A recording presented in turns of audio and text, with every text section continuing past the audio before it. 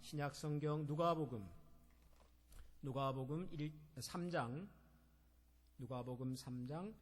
1절부터 14절까지 말씀을 한 절씩 교독하겠습니다. 누가복음 3장 1절에서 14절을 교독하겠습니다.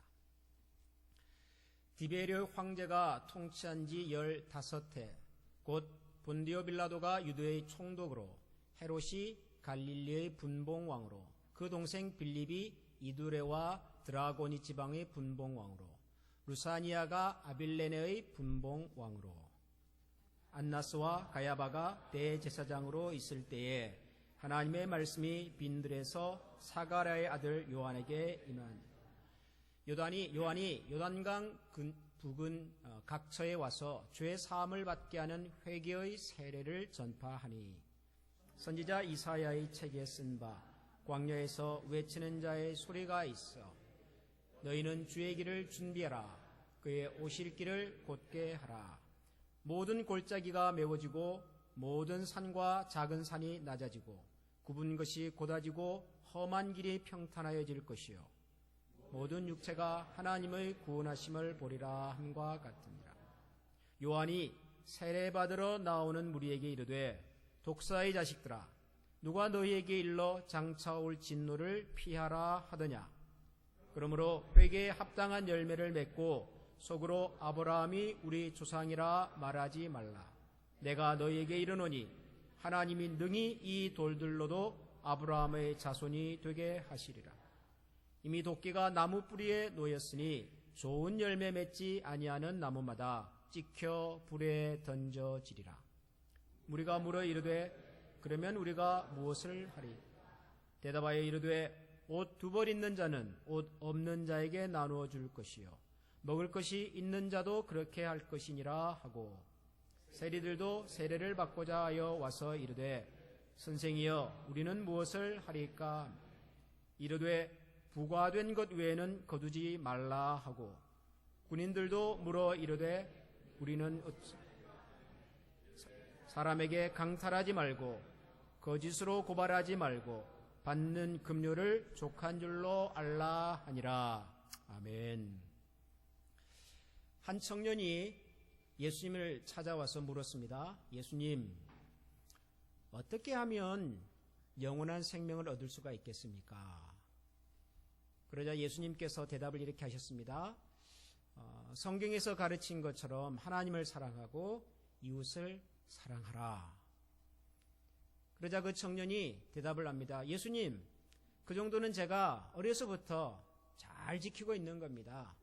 하나님도 사랑하고 이웃도 사랑하고 또 성경에서 가르치는 모든 것들을 제가 열심히 지키고 있습니다. 그렇게 대답을 했습니다. 그러자 예수님께서 그 청년에게 한마디를 덧붙이셨습니다. 그렇다면 네가 가진 것을 팔아서 가난한 사람들에게 나눠줘라. 그 말을 듣고 청년이 돌아갔습니다. 어떻게 하면 영생을 얻을 수 있겠습니까? 알고 싶어서 찾아왔던 그 청년은 예수님의 그 말씀을 듣고는 아무 말 없이 돌아가 버렸습니다. 왜 돌아갔을까요? 그 청년은 예수님의 그 말씀을 듣고 왜 돌아갔을까요? 그 말씀이 어려웠던 거죠. 그 말씀이 하나님을 사랑하고 이웃을 사랑하고 성경의 많은 가르침을 듣고 배우고 지키는 것보다도 더 어려웠던 거죠. 그래서 성경은 그 청년을 이렇게 묘사했습니다. 마음에 근심하며 돌아가더라. 마음에 근심하며 돌아갔습니다. 비슷한 이야기가 오늘 우리가 읽은 누가복음 3장에도 있습니다. 이번에는 예수님 대신에 세례 요한이라고 하는 분이 등장을 했습니다. 세례 요한은 요단강에서 많은 사람들에게 세례를 베푼 일 때문에 유명해진 분입니다. 그래서 그분을 세례자 요한, John the Baptist, 사람들이 그렇게 불렀던 거죠. 세례 요한이 어느 날 요단강 근처에서 역시 그날도 많은 사람들에게 세례도 베풀고 하나님의 말씀도 전하고 있었습니다. 근데 그 자리에 여러 사람들이 세례를 받으러 왔습니다.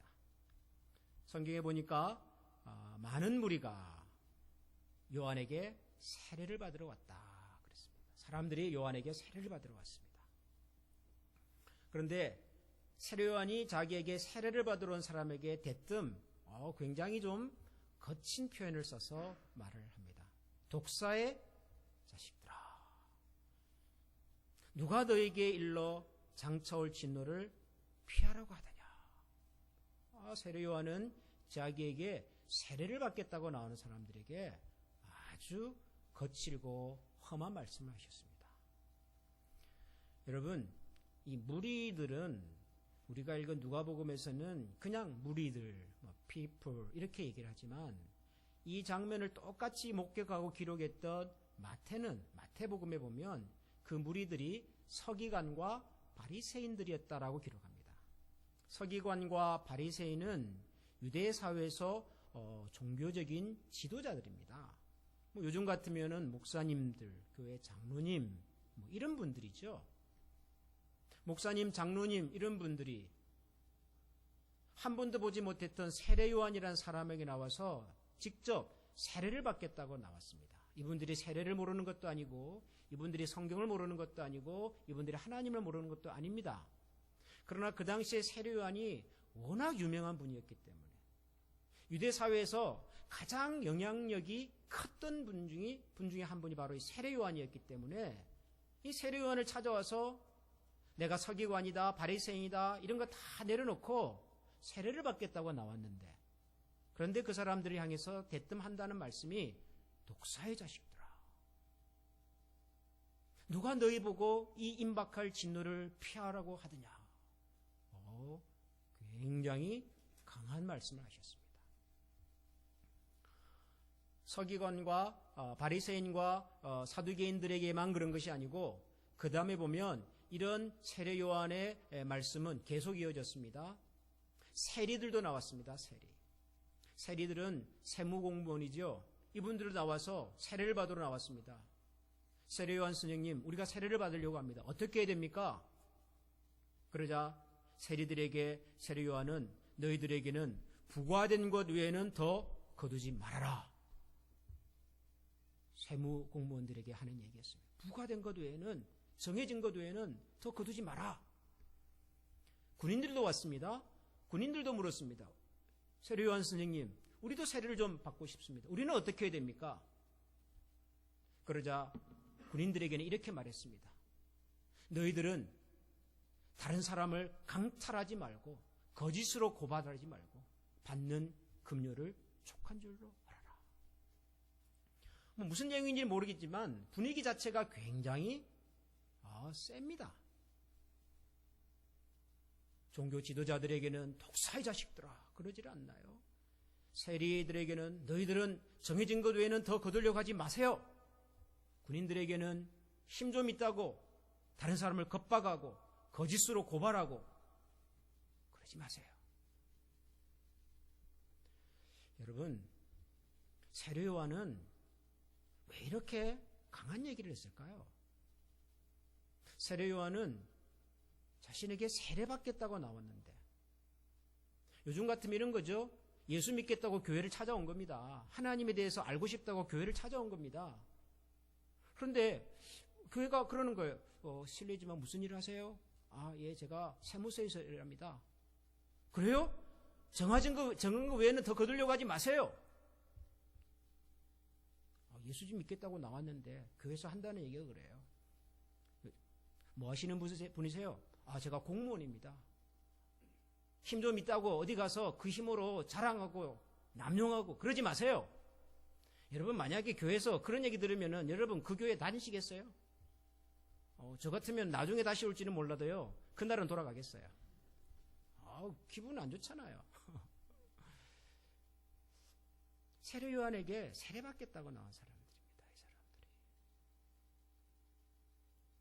그런데 세례 요한은 아주 강한 얘기를 했습니다. 여러분, 왜 그랬을까요?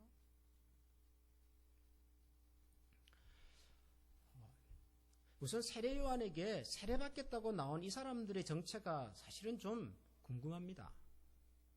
왜냐하면 여러분 보세요. 사두개인, 바리새인 세례를 모르는 사람들이 아니잖아요. 그렇죠? 세리, 군인, 여기는 배경이 좀 필요해요. 설명이 좀 필요해요. 왜냐하면 뭐 세리나 무슨 뭐 군인들이 사두개인이나 바리새인처럼 뭐 지도자들은 아니에요. 사회적인 무슨 지도급 인사들은 아닙니다. 그런데 이 당시 사회가 여러분 로마가 다스리던 그런 시절이잖아요. 로마란 나라가. 그러면 그 당시에 로마 관리들, 로마 군인들 말고는 누가 제일 어깨에 힘주고 다녔을까요? 로마가 다스리던 시대에 로마 군인이나 로마의 관리들 말고는 어떤 사람들이 주로 어깨에 힘 좀 쓰고 다녔을까요? 로마하고 가까운 사람들. 뒤에 로마의 배경이 있는 사람들. 이런 사람들이 힘쓰고 다녔어요. 여러분, 옛날에 우리나라도 일본에게 참 힘들게 살았던 36년의 세월이 있었잖아요. 그때 제일 무서운 사람이 누구죠? 일본 순사들이잖아요, 순사들. 저희 할아버지는 제가 어렸을 때 그 얘기 참 많이 하셨어요. 저보고 어렸을 적에 민서가 너는 커서 제발 좀 판검사가 좀 되라 그러시더라고요. 제가 그때 무슨 판사가 뭔지를 알고 검사가 뭔지를 알았겠어요. 저희 할아버지가 저보고 판검사가 되라고 하는 이유는 딱 한 가지였어요. 저희 할아버지가 사셨던 일제시절에 제일 무서운 분이 일본 순사였어요. 근데 일본 순사보다 무서운 분이 있더라고요. 검사였어요. 판사였어요. 그래서 저보고 판검사 되라고 그러셨어요. 죄송합니다, 할아버지. 제가 판검사 못 되고 목사가 돼가지고. 그런 거죠. 일본이 무섭지만 일본의 배경을 갖고서 뭔가를 하는 사람들은 다 무서운 사람들이었어요. 로마가 다스리던 시대에는요. 로마 군인, 로마 관리 빼고는 로마 정부하고 좀 가까운 사람들이 무서웠어요. 세리와 군인들이 그런 사람들이었어요. 뒤에 로마 정부가 있으니까 자기들 마음대로 하는 거예요. 사실은 실세인 거죠. 실세. 생활의 실세인 거죠. 이런 사람들이 뭐가 아쉽다고 세례요한을 찾아왔을까요? 그것부터가 사실은 조금 궁금하기는 해요. 그런데 그 시절이 정말 힘들었어요. 뭐 내가 사두개인이다 바리새인이다 그걸 다 떠나서 그 시절은 정말 힘들고 어두웠던 시절이었습니다. 어느 정도로 어두웠는지를 이 누가는요, 이 누가복음 3장을 기록하면서 이렇게 힌트를 쫙 흘려놨어요. 그 시절이 얼마나 힘든 시절이었는지를. 그게 어디에 나오냐 그러면은 1절, 2절에 나와요. 누가복음 3장 1절과 2절을 읽어보면 뭐 거창한 사람들 이름이 막 나와요. 디베료 황제가 통치한 지 15해. 곧 본디오 빌라도가 유대의 총독으로, 헤롯이 갈릴리의 분봉왕으로, 그 동생 빌립이 이두레와 드로그니 지방의 분봉왕으로, 루사니아가 아빌레네의 분봉왕으로, 그리고 그 다음에는 또 안나스와 가야바가 대제사장으로 있을 때 그래요. 사람들 거창한 사람들 이름이 막 나왔어요. 우선 제일 먼저 나오는 디베료가 황제로 있을 때 그래요.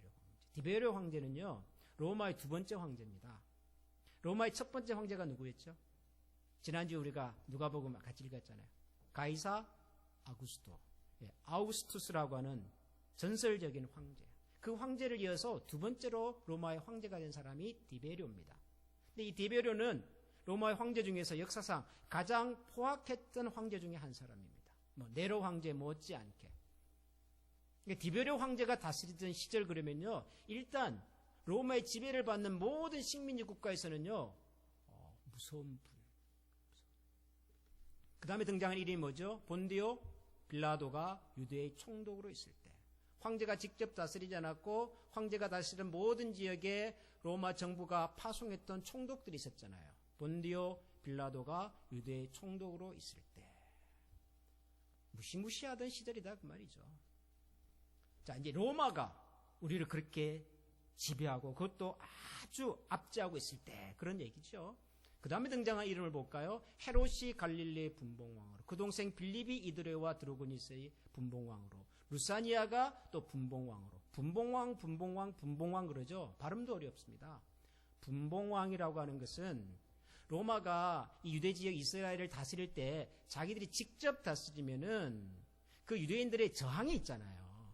아무리 힘을 갖고 있어도 그래서 현지인들이 막 저항하고 그러니까 명목상 현지인 출신의 지도자를 세웠어요. 유대인들 중에서 똑똑한 사람, 로마 말 잘 들을 법한 사람들을 세워가지고 왕으로 세웠어요. 유대 지역을 세 군데로 나눠가지고 세 군데 각각 세 사람의 왕을 세웠던 거죠. 그 세 사람의 왕이 바로 저기에 나오는 헤롯, 그리고 동생 빌립, 그리고 루사니아라고 하는 분이에요. 헤롯하고 빌립은 형제지간입니다. 그래도 유대인 출신의 왕이니까 유대인들에게 잘해줬겠죠. 그랬을 것 같죠? 여러분 그랬습니까? 우리가 일본의 압제를 받을 때 한국 사람으로서 총독부에 일하고 한국 사람으로서 경무관으로 일하고 한국 사람으로서 판사가 된 사람들이 한국 사람들에게 잘해줬습니까?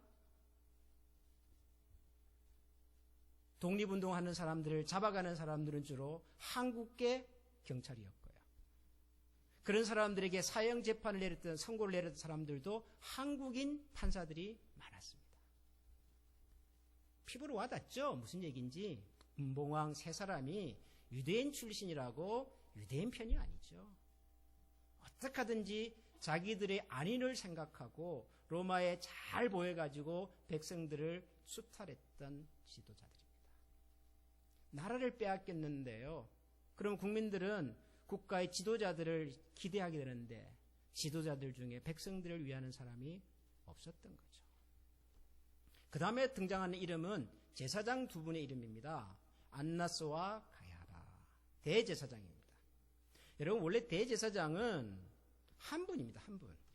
그리고 그 대제사장이 세상을 떠나면 새로운 대제사장을 뽑는 법이죠. 근데 두 분이 계셨어요. 그때는 안나스와 가야바.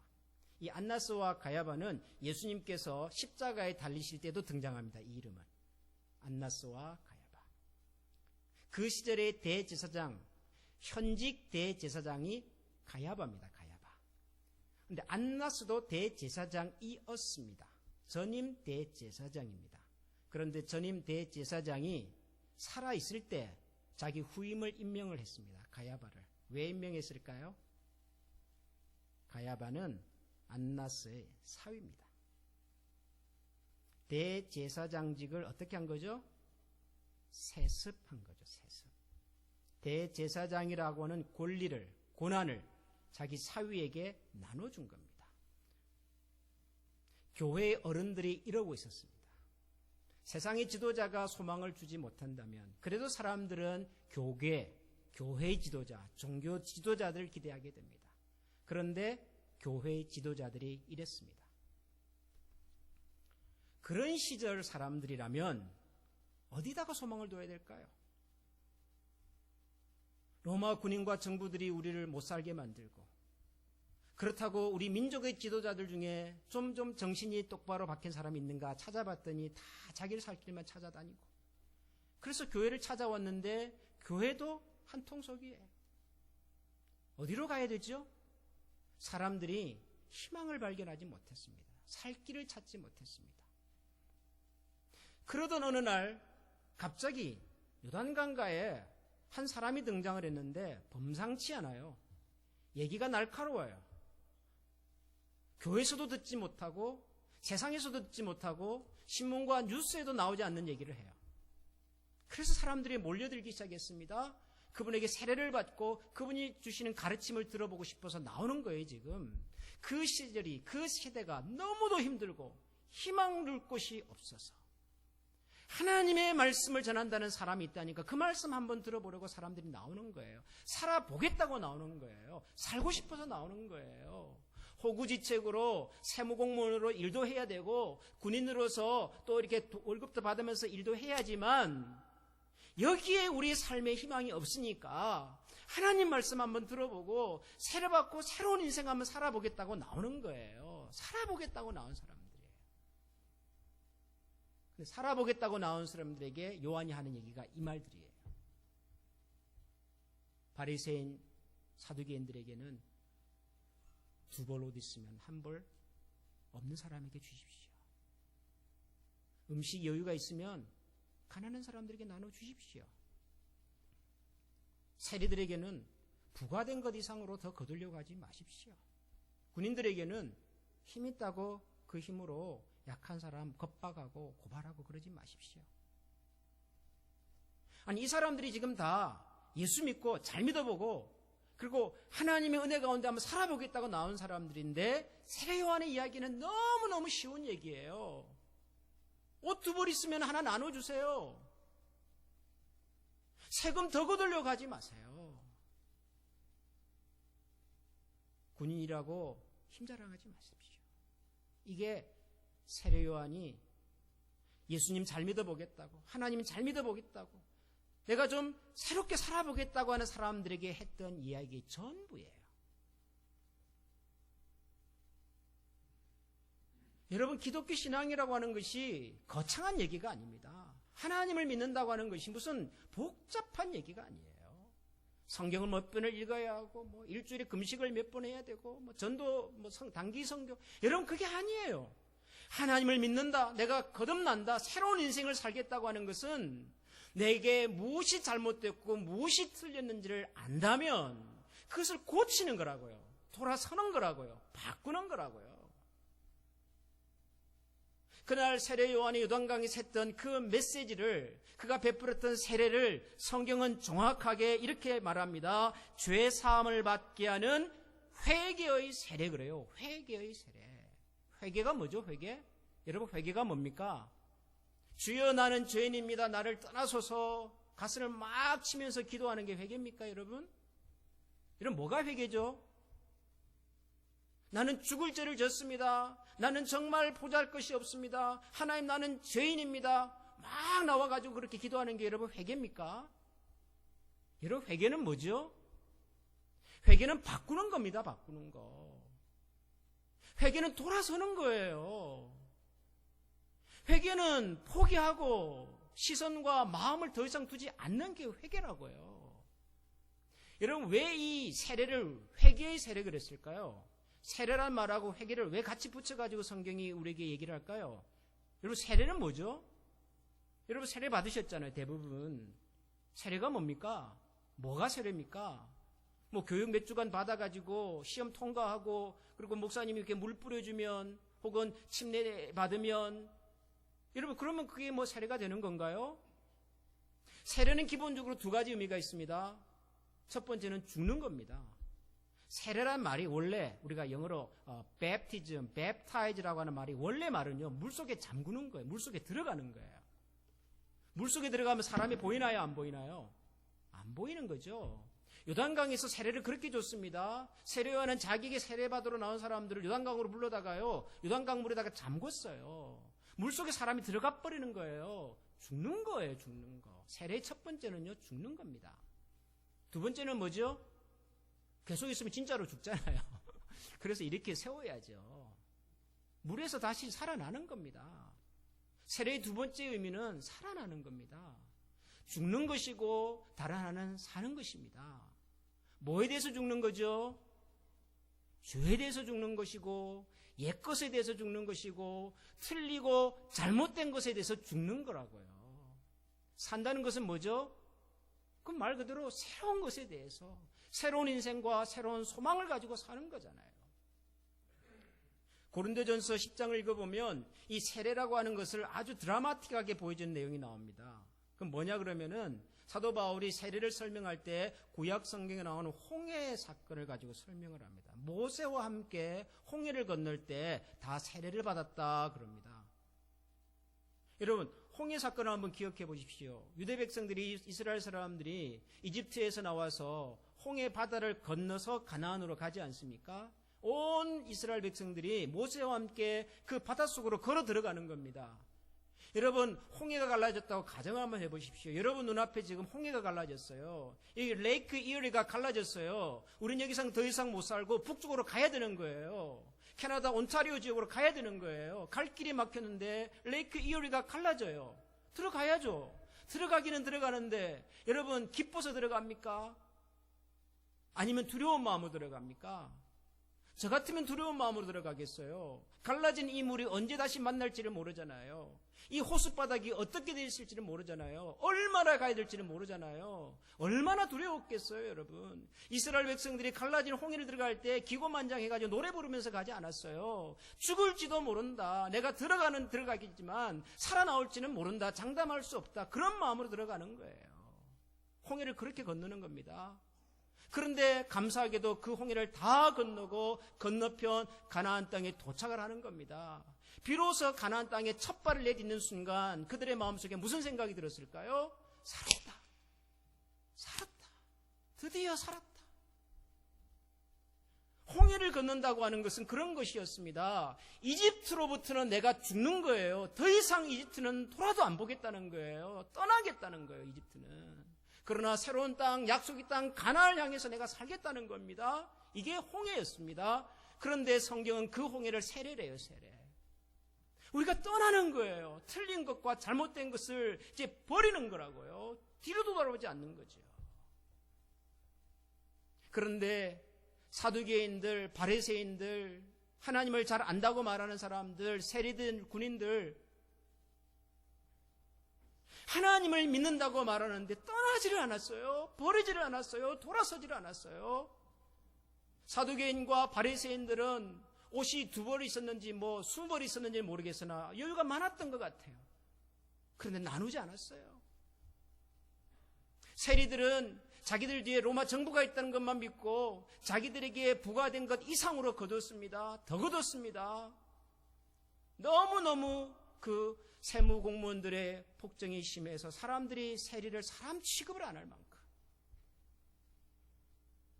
군인들도 군인들 월급이라는 것이 얼마나 있었겠습니까? 그러니까 늘 부족하단 말이에요. 부족한 걸 뭘로 채우죠? 군인이니까 힘이 있잖아요. 그런 거 하지 말라는 거예요. 그런 거.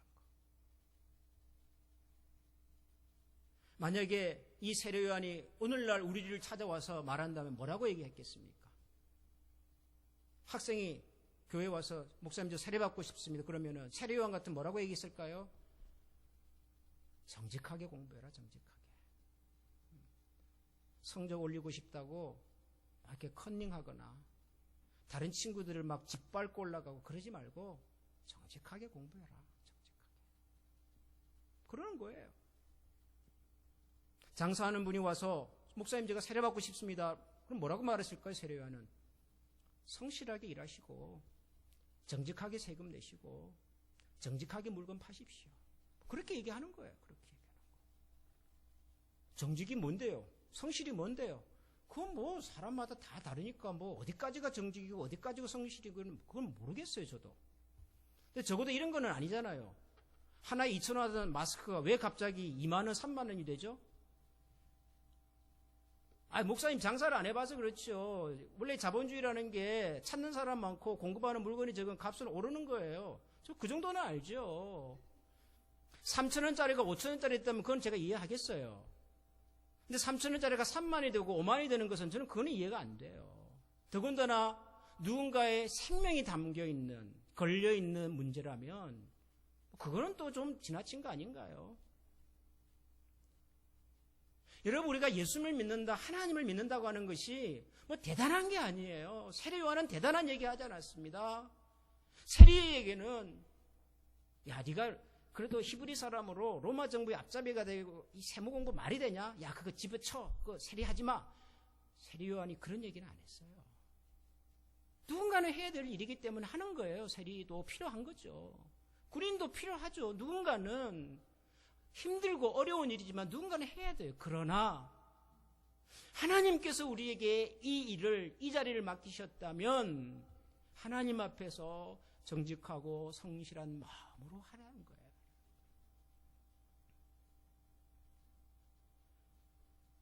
회개가 사라지는 시대를 우리가 살고 있습니다. 그렇죠?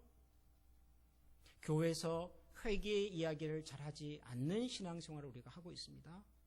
그렇잖아요, 여러분.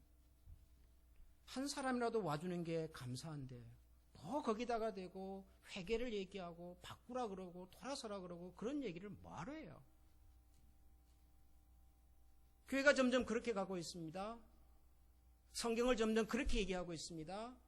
그래서 우리는 회개를 잘 생각하지 않습니다. 세례를 받으면서도 세례가 무슨 의미인지를 심각하게 생각하지 않습니다. 고치려고 하지 않고 떠나려고 하지 않고 버리려고 하지 않습니다. 그러고도 우리는 세례 받겠다고 나옵니다. 그러고도 우리는 하나님 앞에 은혜와 복을 구하면서 나옵니다. 버려야 할 것과 떠나야 할 것과 포기해야 할 것을 포기하지 않고. 사랑하는 우리 한미 가족 여러분, 우리 모두가 하나님을 진심으로 사랑하고 진심으로 하나님의 자녀로 살아가기를 원한다면 우리 속에 혹시라도 아니라고 생각되는 것은 아니라고 말하고, 잘못되었다고 생각이 되면 돌아서고,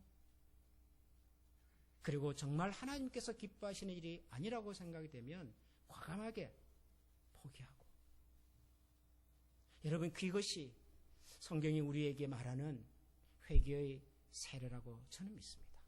완벽한 사람이 되라는 얘기도 아니고, 우리가 인간이기 때문에 흠과 부족함이 없다는 것을 부정하는 것도 아니지만, 그러나 하나님 앞에서 다시 한번 우리 속에 있는 우리의 어두움과 부족함과 혹은 잘못된 것들을 향하여 겸손하게 하나님의 도우심을 구하고 돌아서서 하나님 앞에서 새 각오와 새 중심으로 걸어가는 그런 우리 모두가 될 수 있기를 주님의 이름으로 축원합니다. 기도하겠습니다. 하나님 아버지, 우리가 하나님을 믿고 하나님의 자녀로 살아가면서도 오랫동안 우리가 버리지 못하고 포기하지 못하고 미련을 두고 살아왔던 많은 것들이 있음을 고백합니다. 하나님 앞에 나올 때는 감추어두고 묻어두고 사람들에게는 굳이 말하지 않았고 숨겨두었던 것들이지만, 그러나 정직하게 하나님 앞에 서보면 우리가 돌아서야 할 것들, 우리가 버려야 할 것들이 꽤 많이 우리 가운데 남아있음을 기억합니다. 내가 들어도 마음이 아프고 내가 들어도 힘든 말과 행동을 나도 모르게 누군가에게 하고 있던 우리의 모습들이 떠오를 때가 있습니다. 하나님께서 우리의 마음에, 우리 신앙의 양심에 거부감을 주시고 부담을 주심에도 불구하고 하나님 그 거부감과 부담감을 굳이 무시하고 살아가려는 우리의 옛 모습도 있었음을 고백합니다.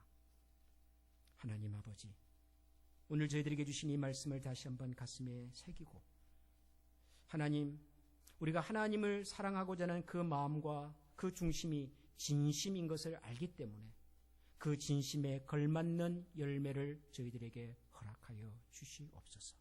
그리하여 우리 모두가 회개에 합당한 열매를 맺고, 그리고 그 열매 가운데서 서로서로를 격려하고 위로하며 살아가는 신실한 믿음의 가정들이 다 되게 하여 주옵소서. 예수님 이름으로 감사하며 기도합니다. 아멘.